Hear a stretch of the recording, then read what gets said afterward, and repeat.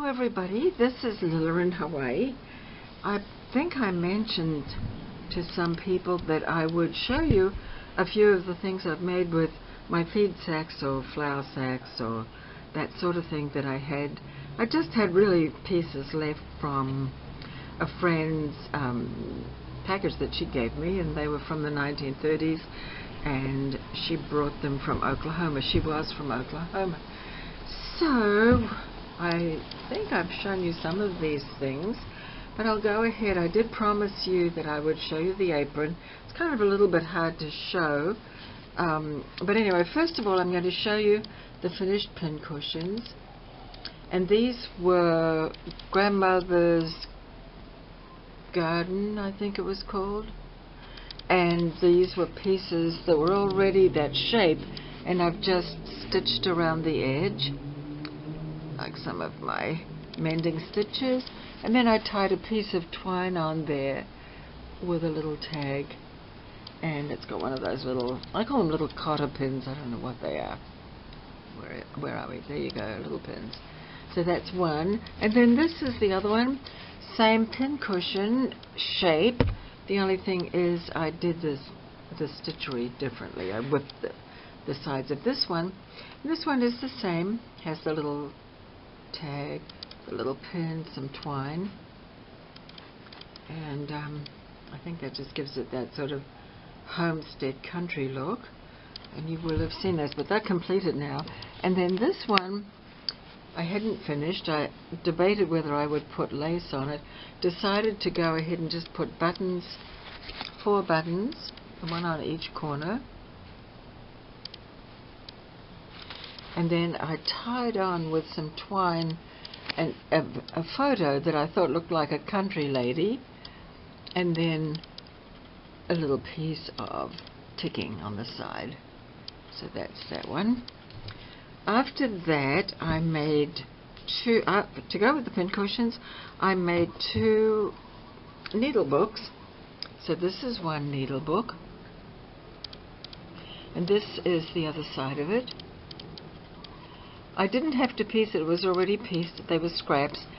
I just sewed them up, and then I closed them with a piece of Velcro, and inside I put some, this is actually New Zealand lamb's wool, which is really good to keep your things from rusting, and the closure of that is Velcro. So that's some more of the feed sack material. And I made another one from the feed sack material. This time I used a covered button. It's not functional. I covered it with some feed sack, and it's just ornamental. And so that's the front of that, and this is the back.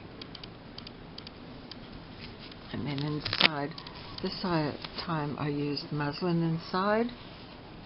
And then here we go, these are the New Zealand lamb's wool, which is great to stop things rusting.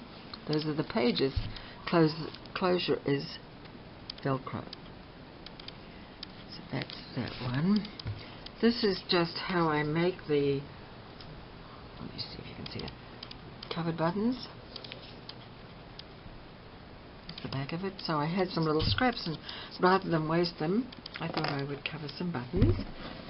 And then I made a little button card with 3 other pieces. It's a little button card, and so those are 3 buttons covered with scraps of feed sack material. And then the pièce de résistance is, this is the apron. And I wanted to show you how it was all, in fact, it was only pieces. There were about 2 or 3 large pieces, and I put them together, and then I think I told you I mimicked the way the seams were done with black thread, and I added a big ruffle. I pieced together lots more, added this ruffle all around the edge. It's kind of an oval shape, and then it's an old-fashioned pattern. It's a waist, and then there's this huge long tie, and that goes right around the waist and comes back through loops on the waistband. Let me see. There they are. I'm going to have to pick the camera up and show you this more because it's very difficult. I really like the way it turned out. Okay, so this is the apron now. As I say, I'm having a hard time getting it all in the camera. But here are the ties. I've added this ruffle all around. It's right around. This is quite big. And I lined it, so that's the lining side. And maybe you can see the ruffle a little better there. And then I had to piece for the ties, and they're about 2 yards long. And then, as I say, it had this black herringbone, mostly herringbone, I think, stitch. And so when I was given the pieces, there were about 3 separate pieces, and I put them together, and then I mimicked the black stitchery. I wanted it to look uniform. And so that was how that went.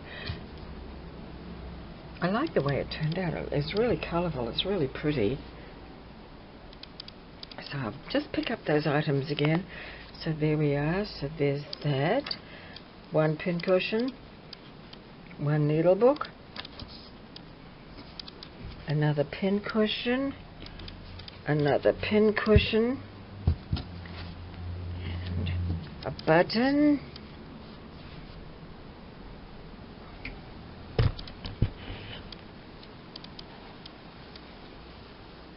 And I seem to have mislaid, I think it's underneath here, is the other button. No, here's another needle book. That's the back of it. That's the front of it. And then there's the button card there. Anyway, thank you for watching.